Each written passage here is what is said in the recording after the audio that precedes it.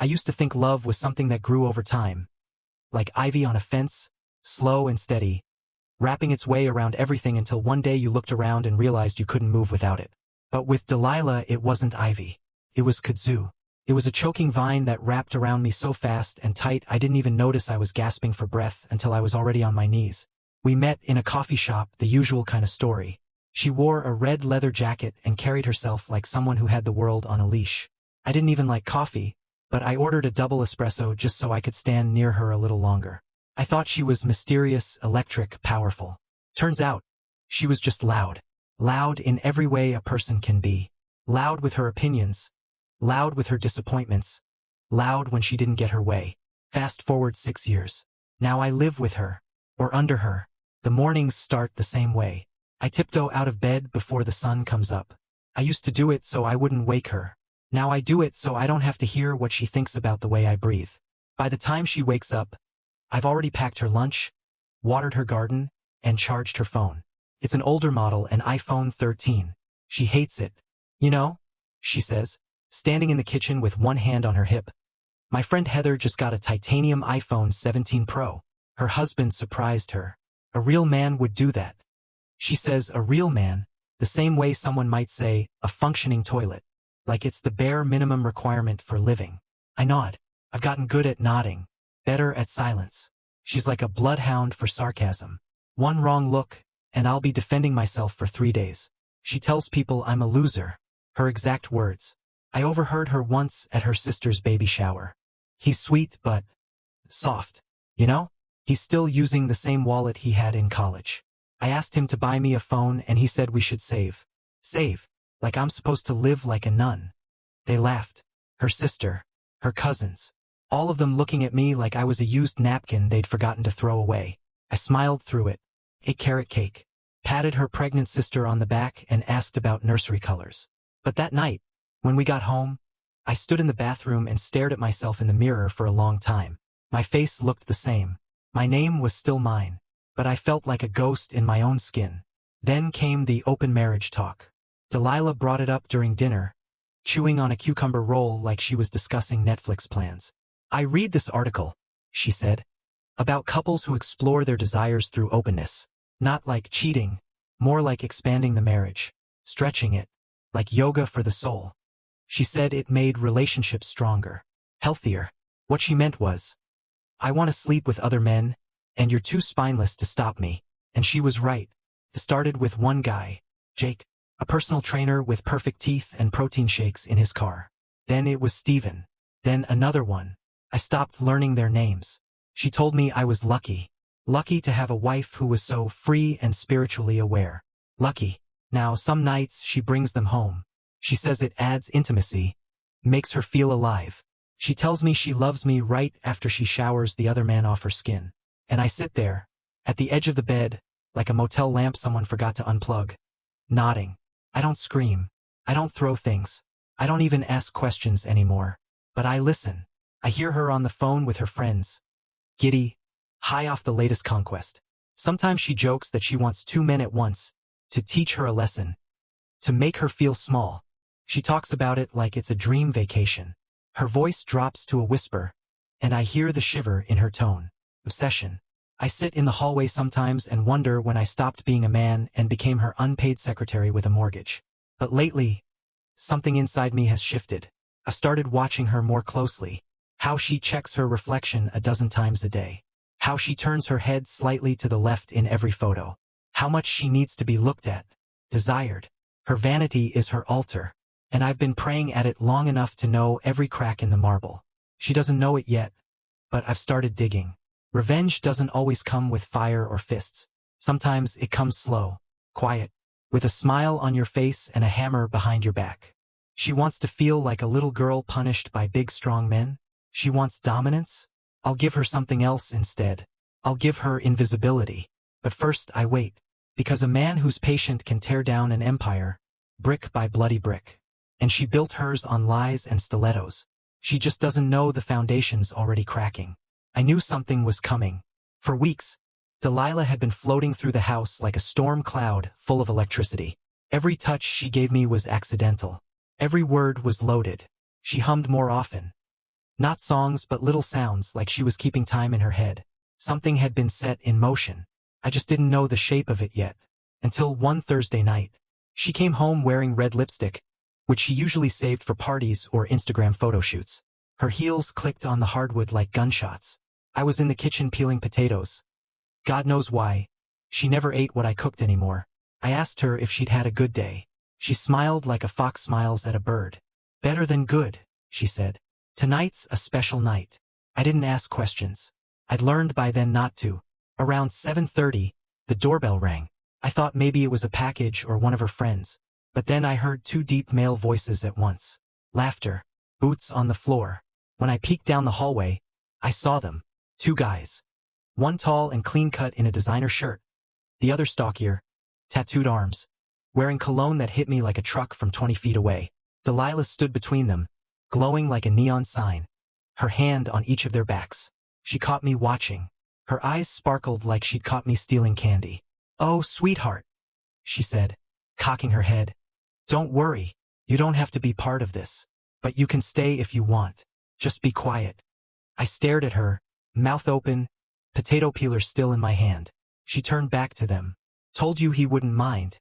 He's very understanding." And then, just like that, they walked past me, toward the bedroom. She followed, hips swaying like she was leading a parade. And before she closed the door behind her, she gave me this look. Not cruel exactly, but confident. Dismissive. Like I was nothing more than wallpaper. The door shut, and the sounds started. Laughter. Thumping. A moan that turned into a scream. Furniture scraping.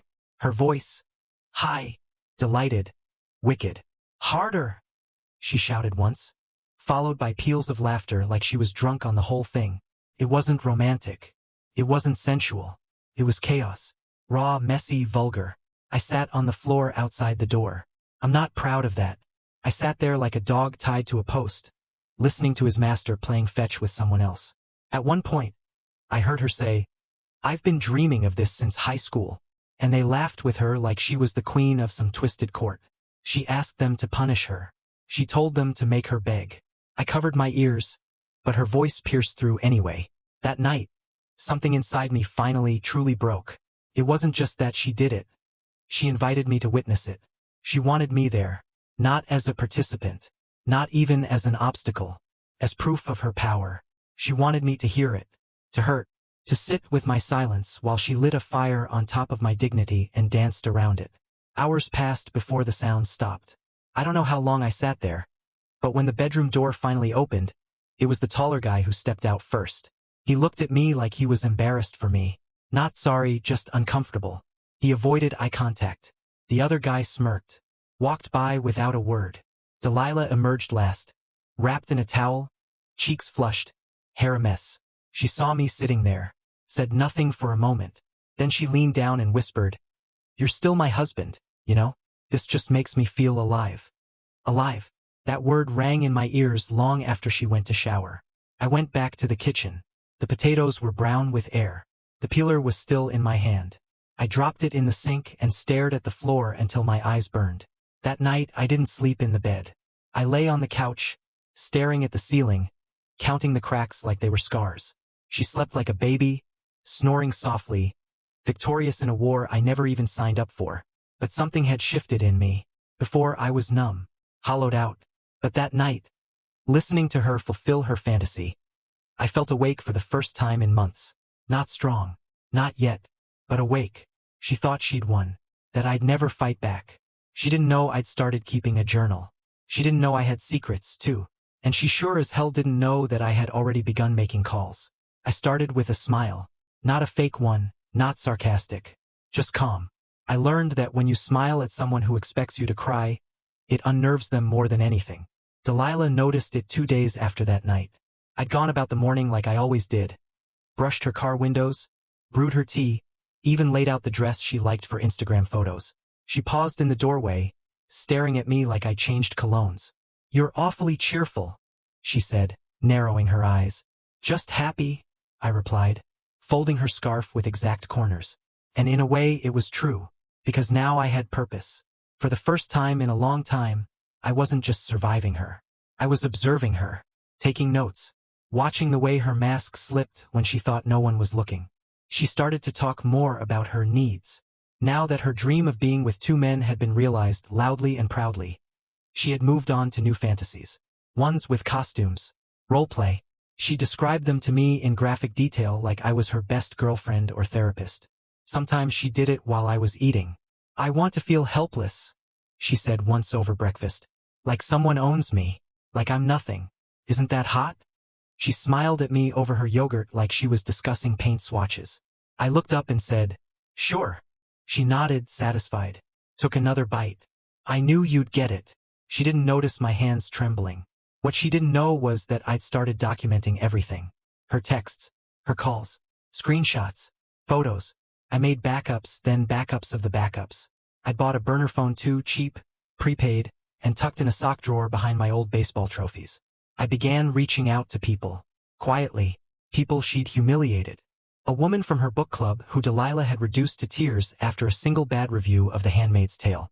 An old friend of hers, Tara, who was ghosted after daring to get engaged before Delilah did. Even one of the men she'd slept with, who, it turned out, had no idea she was married until after the fact. He wasn't thrilled to be used as a fantasy. I sowed little seeds. Delilah, for all her control, was careless with her conquests. She believed people existed only in the moment she needed them. But people remember humiliation, especially quiet people. And I remembered everything. One evening, as she sat on the couch swiping through photos of herself in a leather harness. "God help me," I asked her. "Do you ever worry about what people really think of you?" She blinked slowly. "What are you talking about?" I shrugged. "People say things behind backs. It's human nature." She rolled her eyes. "People are jealous. Always have been. I live honestly. I'm free. That makes them angry. Small minds hate free women." "Right?" I said, sipping my tea. "Of course." She went back to her phone, but I saw it. A flicker. A tightening of her jaw. She didn't like the idea that people might not adore her. Delilah needed worship. Applause. Constant confirmation. So I started withdrawing it. I stopped liking her social media posts. Didn't comment on her outfits. When she told long-winded stories about her adventures, I'd nod politely, say, "That's nice," and go back to my book. I replaced compliments with silence. She noticed. One night, she stood in front of the TV wearing nothing but perfume and lace, expecting the usual reaction. I glanced up and said, "You're cold. Want a blanket?" She didn't speak to me for 2 days after that. The cracks were forming. But then came the spark that lit the whole fuse. It was a Friday. I came home from work early. She didn't hear me come in. And that's when I heard her, not with a man. Not this time. She was crying. Not loud sobs, not dramatic howling. Just soft, pathetic sniffles. I peeked around the corner and saw her sitting on the floor of the bathroom. Her knees hugged to her chest. Her makeup smudged. She looked small. Not sexy. Not powerful. Just broken. She whispered into her phone. I don't know why it didn't feel the way I thought it would. I thought I'd feel powerful. I thought I'd feel bigger. But I just felt like furniture. A pause. Then she added, "He doesn't look at me anymore. He doesn't even fight. He just vanished." I backed away before she could see me. That night, she came to me wearing her nicest pajamas. She cuddled close, tried to touch me like the old days. I turned off the lamp. She laid there in the dark, quiet, breathing. "Are you mad at me?" she asked. "No," I said. "Do you still love me?" "I don't know." She went silent again. She didn't ask anything else. But her hand found mine under the blanket and gripped it like she was afraid of sinking. Too late for that. She threw the match and the house is burning. I'm just letting her sit on the couch while the smoke fills the room. She started dressing differently. Not outwardly, no, the heels were still high, the neckline still low, the makeup still flawless, but something had shifted. There was a tremble in her eyelashes now when she blinked. She looked at herself in the mirror longer than usual, like she was waiting for the reflection to reassure her of something it no longer could. She still posted pictures, but the captions had changed. Less about desire, more about healing. Less bold declarations, more vague quotes about strength, empowerment, self-love. The kind you only post when you've got no one left telling you they adore you. The likes were dropping. And I knew why. 3 weeks earlier I had begun my real work. Delilah's entire identity was built on how others saw her. Her beauty, her allure, her sexual liberation. All of it was currency. She spent it freely and loudly. But I knew where her cracks were. And I knew exactly how to widen them. I'd sent anonymous tips to a few of her favorite social media followers. Women she lectured on loving fearlessly. Wives she told to open their cages and fly. I sent them screenshots. Voice recordings. Enough to show the hypocrisy. Enough to make them uncomfortable. She wasn't a beacon. She was a wrecking ball with lip gloss. Then I posted a burner blog. Inside the Empire of Delilah. It was simple. Calm. No rants, no insults. Just quotes. Transcripts. Dates. Things she'd said and done. It read like a biography written by someone who knew her too well. It spread fast in certain circles. And soon, her perfect little social world began to rot from the inside. She got disinvited from her book club's retreat. A local podcast that once featured her on Empowered Wives ghosted her next interview. Even Heather, her old college roommate turned Pilates partner, stopped liking her stories. Her Instagram comments went from heart emojis to uncomfortable silence. But at home, I said nothing. I still made her tea. I still folded her dresses. I still smiled when she said she was working on her chakras. And she grew desperate for approval. One afternoon, she called out from the bathroom. "Do you think I've aged since last year?" "No," I said. She stepped out, holding a dress to her chest. "You're sure?" "Positive." She paused, watching me carefully, like she didn't believe me, like she was waiting for me to flinch or hesitate. "I think people are jealous," she said quietly. "They always have been." I nodded. Of course. That night, she tried to seduce me again. Slow kisses, soft hands, her voice trembling a little as she said she missed me. I turned away. "I'm tired," I told her. She didn't argue. She just curled up beside me like a dog lying next to its owner's coffin. The next morning, she exploded. I came downstairs to find the dining table cleared. Not cleaned. Cleared. Shoved halfway across the room. My laptop on the floor. One of my books torn. "You're punishing me," she hissed. "No," I said calmly. "I'm just tired of pretending." She stared at me like she didn't recognize who I was. "Why are you doing this now?" she asked. "After everything I've shared with you? After everything I've given?" I looked at her. This woman who once made me feel small with a single glance, now trembling in her designer robe. Her mascara smudged from morning tears she thought I hadn't noticed. "You gave me nothing," I said. "You took. You humiliated. You made our marriage a stage for your needs and called it liberation. And now the audience is leaving. You're just a coward," she spat. "You don't know what it's like to be truly wanted. You don't know what it means to feel alive." I smiled. "Don't I?" She stormed upstairs and slammed the door. I didn't follow. Later that day, she texted me a single word. "Sorry." I never replied, because I wasn't done yet. Delilah had always needed 3 things to survive: praise, attention, and beauty. Now the first 2 were crumbling.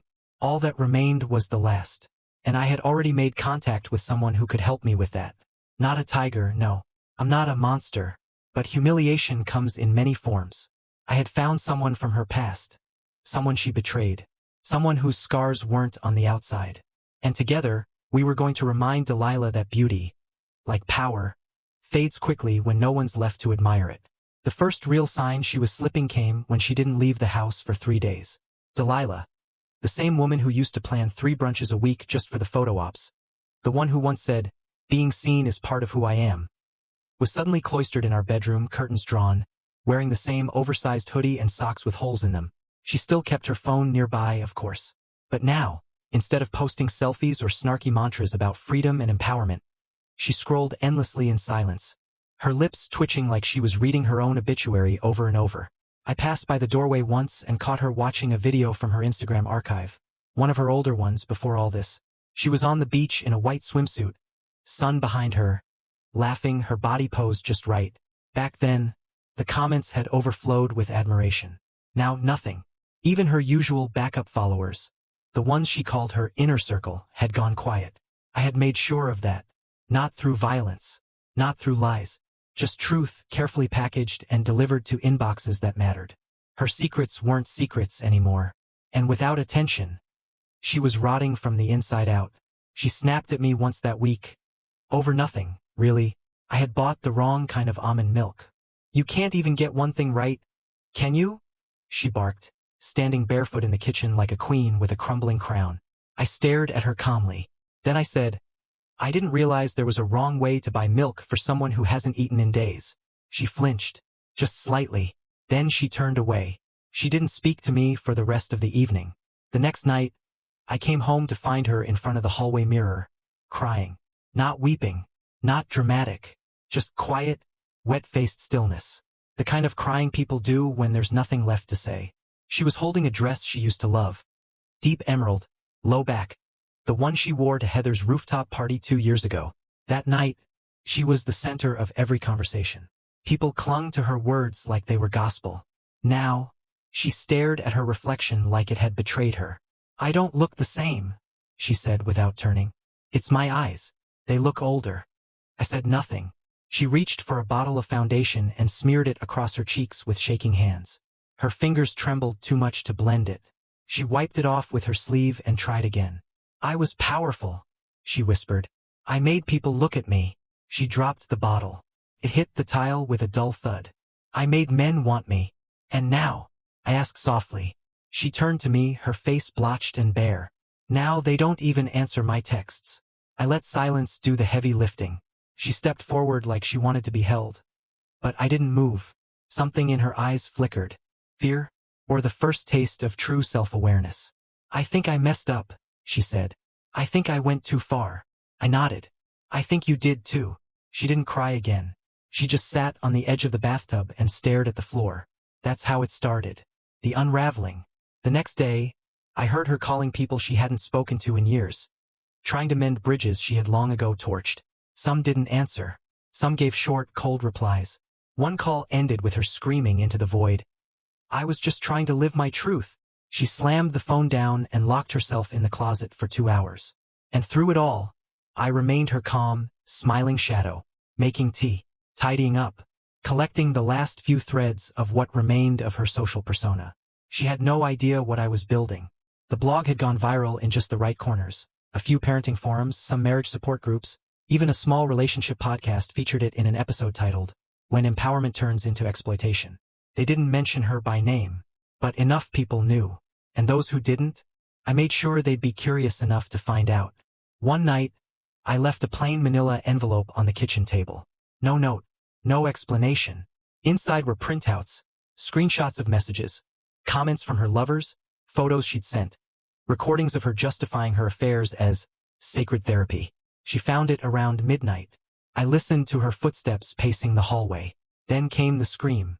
Not rage, not theatrical, just raw fear.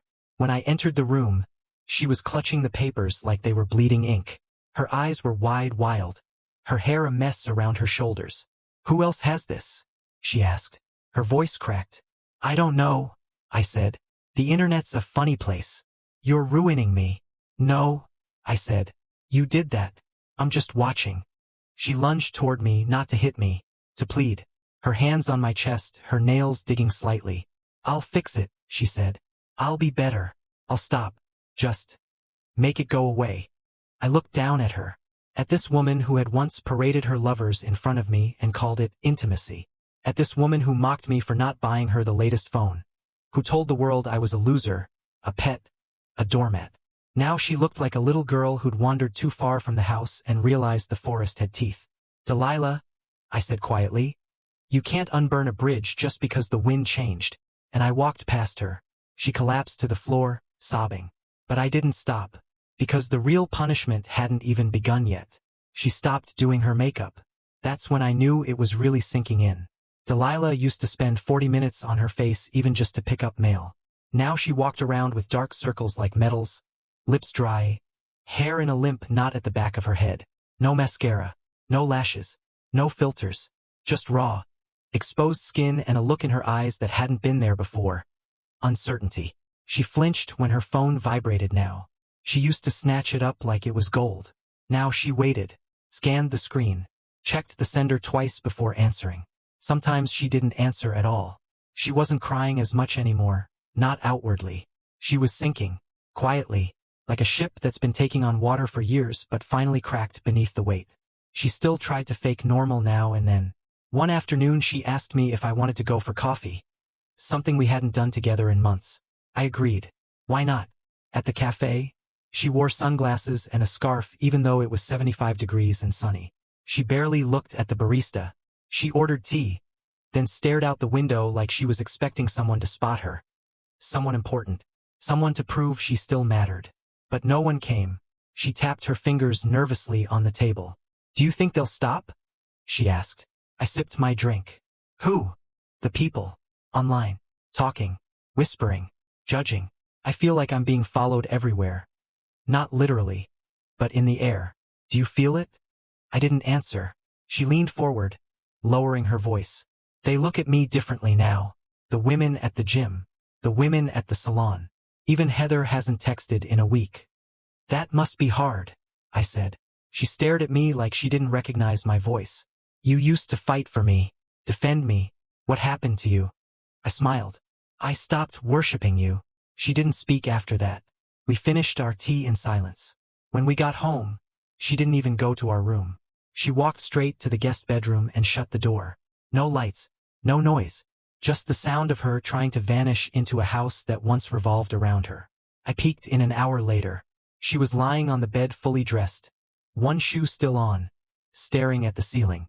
When she heard me step inside, she asked, Was I really that cruel to you? I stood at the doorway. You were worse. Her voice broke like glass. I didn't mean to be. I said. You meant exactly what you did. You just didn't think the lights would ever go out. Later that night, I found her in the backyard, just standing in the middle of the grass, barefoot, arms wrapped around herself. The moon cast a long silver shadow beside her, and for a moment she looked like a ghost still haunting the home she used to own. She didn't notice me watching from the kitchen window. She whispered something to herself. I couldn't hear it, but I could guess. The next morning, the final stage began. An email went out, anonymous, untraceable, written in third person, sent to the local PDA board, the neighborhood wives group, and a few select employers Delilah had networked with for influencer work. Inside were links to Inside the Empire of Delilah. Screenshots, statements, quotes. Nothing edited, nothing invented, just the truth. The polished version of herself that she sold to everyone, self-made, fearless, empowered, was now drenched in contradiction. She couldn't run from it, couldn't delete it, and when she saw it, she screamed, a sound like metal tearing through flesh. Not pain, panic. I found her in the hallway, knees to the floor, gripping her phone like it might bite her. She looked up at me, hair in her face, lip bleeding from where she'd bitten it. You did this. I didn't answer. She stood, swaying slightly. You ruined me. I tilted my head. No, you built yourself out of mirrors, Delilah. I just let people see what was on the other side. She lunged at me, hands balled into fists, but she didn't hit. She just crumbled against my chest, sobbing, gripping my shirt like a child begging not to be left at daycare. Please, she whispered, voice shaking. Please, just make it stop. I gently pried her fingers off me and stepped away. No, she looked up, stunned. What do you mean? No? I said. I'm not here to rescue you. I'm here to bury you, slowly, like you did to me day after day, word by word, betrayal by betrayal. She stared at me, hollow, ashen. Who are you? She asked. Someone you created, I replied. And I left her there, kneeling in the hallway, clutching her phone like it was a dying flame. That night she didn't sleep. She paced. She muttered. At one point, she scratched her own arm until it bled. And I, for the first time in 6 years, slept like a king in the master bed. The silence heavy, perfect, and earned. But this wasn't the end. Not yet, because there's one thing Delilah still thinks she can hold on to. One final thread of power she's too blind to see has already been cut. The day she tried to come back to life, she wore white. Not soft, innocent white, no. The kind of white you see in war movies before someone steps into a minefield. She chose a tight dress, cinched at the waist, lips done in a deep crimson that barely covered the cracked skin underneath. It was a performance. And like every performance, she needed an audience. She announced she'd be attending Heather's fundraiser. A small event. Invite only. Just 20 minutes from the house. I need to show them I'm still standing, she said, staring into the mirror like she was going to battle. She didn't ask if I wanted to go. She assumed I'd be home, like I always was. The doormat, the shadow, the nothing. But I followed her anyway. I waited outside in the parking lot, windows rolled down, radio off. I could see the rooftop garden through the iron fence. Candles, wine glasses, soft music, and Delilah, radiant from a distance, but shaking. She approached Heather's circle with a smile plastered so wide it looked painful. They gave her soft nods, polite expressions, but no hugs. No sparkle in the eyes. Just awkward glances. Forced smiles. Heather put a hand on her arm. I couldn't hear them, but I didn't need to. Delilah's smile faltered, then cracked. A small nod. She turned away a moment later, walking toward the far edge of the terrace like she'd been dismissed. 10 minutes passed before she left the party early. I drove home ahead of her. When she walked in through the door, her heels were in her hands. Her lipstick smudged, hair clinging to the sweat on her forehead. I was at the kitchen table, reading. She didn't speak. She just stood there, looking at me like I'd pulled a lever that let the floor fall out from under her. "You knew they wouldn't accept me," she whispered. I looked up. "Did you?" She swallowed hard. "There was a time," I continued, "when you made people believe they needed you to feel alive. But you took too much. You mocked too loudly. And now they see you clearly." Her hands trembled. "I can fix this," she said. "I just need a rebrand. A new identity. A story. Victimhood sells. I can say I was manipulated. That I was struggling mentally. That I wasn't myself." I laughed once, sharp and cold. That's rich. Coming from the woman who told me sleeping with strangers was therapy. She flinched. But then, like a final ember struggling for breath, she pulled her spine straight and said, "I'm still beautiful." The words hung there like a prayer. I nodded slowly. Yes, and that's the part I'm about to take away. Over the next week, she tried everything. She posted old photos, beach shots, sunset yoga, bedroom selfies from better days, with captions like, "Healing through reflection," and, "Not everyone will understand your journey." She reached out to old flings, tried to reignite their attention. Some replied. Most didn't. She even applied to be a guest on a relationship podcast. Sent in a video of herself talking about surviving a controlling husband. She didn't know the host was one of the people I'd already contacted. The clip never aired. Instead, a newer episode dropped titled, "How Charisma Can Conceal Cruelty," a story eerily similar to hers. The comments were brutal. Even Delilah's last followers began to turn. She stopped eating, stopped sleeping, stopped pretending. I found her one night sitting on the edge of the bathtub, running her fingers along her face like she was trying to memorize it. Her phone was beside her, screen cracked, blank. "You know," she said softly, "there's this dream I used to have when I was younger. I was on stage, but no one could see me. I screamed. I danced. I cried. But the audience never even blinked. Like I wasn't real." She looked up at me, eyes hollow. "I think I'm living that now." I didn't respond. She reached for me. "Please," she whispered. "I don't want to disappear." I held her gaze for a long time, then said, "You should have thought of that before you erased me." A week later, she woke to find the locks changed on all her devices. Her old cloud accounts wiped. Her favorite photos gone. Her blog deleted. Everything she ever used to shape the image of herself vanished. I had waited. I had collected. I had timed it down to the minute. And now she was invisible, just as she feared. She stormed into the kitchen, barefoot, wild-eyed. "What did you do?" I took a sip of coffee. "What you always wanted." She shook. "You can't do this." I just did. And that's when she finally said the words I'd been waiting for. "I have nothing left." I stood, walked over to her, looked her dead in the eyes. "That," I said, "is what it feels like to be married to you." She stopped speaking altogether for a while. No snide remarks. No passive-aggressive sighs. No grand declarations of freedom or fantasies of dominance. Just silence. It wasn't peaceful, though. It was the kind of silence that buzzes. The kind you can hear in the walls when a house has been emptied of love but not yet of memory. Delilah wandered through the rooms like a ghost, pausing at windows, staring at herself in reflective surfaces.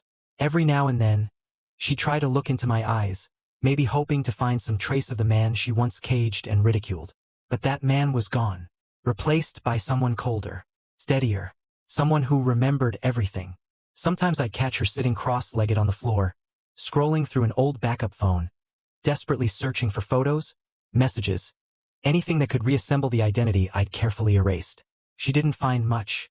She tried logging into her influencer accounts again. Tried using her old passwords. I changed them weeks ago. The email recoveries? Redirected. The followers? Long gone. What was left was a blank, flickering screen. And the sound of her breathing heavier with each failure. And I just watched. Then, one morning, she put on makeup again. It wasn't much. Pale concealer, trembling mascara. But the act itself was telling. She sat at the mirror for over an hour, painting herself back into existence. When she finished, she stood in front of me in a tight black dress and said, "I've decided to go out." I closed the fridge. "Where?" She didn't answer at first. Then, "Somewhere people can see me. Remember me." I raised an eyebrow. "You really think they've forgotten?" She narrowed her eyes. "They only forget if you stop performing. Or if the act finally disgusts them." She didn't reply, just grabbed her bag and keys, stormed out the door like a queen going to reclaim her throne. I let her go. She came back 3 hours later. Not a word. But I could see it, the cracks had widened. Her lipstick was smudged, her heels dangling from her fingers, and her eyes red. I didn't ask what happened, but I heard the whispers later. From the salon, the florist, the wine bar, Delilah had walked in like a hurricane of confidence, only to be met with polite smiles and quick glances. The kind reserved for unstable neighbors and burned-out celebrities who forgot their 15 minutes had ended. She had walked into the world she once ruled, and no one bowed. A few days later, she tried something desperate. I woke to find her curled up on the living room floor, surrounded by printed screenshots and note cards. She was writing not poetry, not captions, but a statement. A confession. One she planned to share publicly. She handed me the paper with shaking fingers. It read, "I was lost. I mistook control for confidence. I hurt people in the name of healing. I betrayed a man who loved me because I believed love was weakness. I slept with strangers because I couldn't look in the mirror. I was cruel. I was arrogant. I was wrong." She looked up at me like a child holding up a failed test, waiting to be told she still mattered. "Should I post it?" she asked, voice barely above a whisper. I read it again, then handed it back without a word. She stared at the paper like it might catch fire in her hands. She never posted it, and I never saw her write again. The following week, I moved into the master bedroom. She didn't protest, just slept in the guest room without argument, like a tenant who knew her lease was running out. I kept the door open at night so I could hear the sound of her pacing. She had once filled this house with noise, shouting, laughing, moaning for men who weren't me. Now the loudest thing she could summon was the creaking floor under her slow, uncertain steps. One night, I found her in the backyard again, sitting on the cold concrete, staring up at the stars. "I feel like I'm fading," she said without turning. I stood behind her. "You are." She closed her eyes. "I used to think if people saw me, really saw me, I'd matter forever." "You were wrong," I said. "I know." Silence again. Then, "Do you still hate me?" I thought for a long time. Then I said, "No, I don't hate you." She turned, hopeful for the first time in weeks. "But I'll never love you again." Her expression collapsed. Not in rage, not even grief, just resignation, like someone told the truth to the mirror, and it finally shattered. The next morning, she didn't get out of bed. Not out of depression, out of surrender. She lay there, unmoving, eyes open, as if waiting for someone to come tell her it was all a nightmare. No one did, because no one called her anymore. No one cared. She had built her kingdom out of faces and followers, lovers and lies. And I had torn it down with silence, patience, and truth. And now she was nothing but a whisper in her own house. Presence no longer felt. An echo with no theater to bounce off. And the best part? I didn't have to lift a hand. I just let her watch herself vanish. The house was too quiet. Not the good kind of quiet, the calm after laughter, the soft hush of peace. No, this was the kind that presses down like a weight, heavy and suffocating. Delilah barely moved anymore. She didn't ask for anything, didn't yell, didn't even sigh. Sometimes I'd catch her staring blankly at the wall, or at her hands folded in her lap like they belonged to someone else. One afternoon, I found her in front of the mirror again. Her face was bare, pale, the skin marked by lines I hadn't noticed before. She touched her cheek, traced a finger along the curve of her jaw. "It's funny," she whispered, voice cracked. "I used to dream of being wanted by two men at the same time. I wanted to be dominated, punished, like a little girl. She laughed, but it was hollow. Now, the only thing I'm dominated by is silence. I watched her, not saying a word.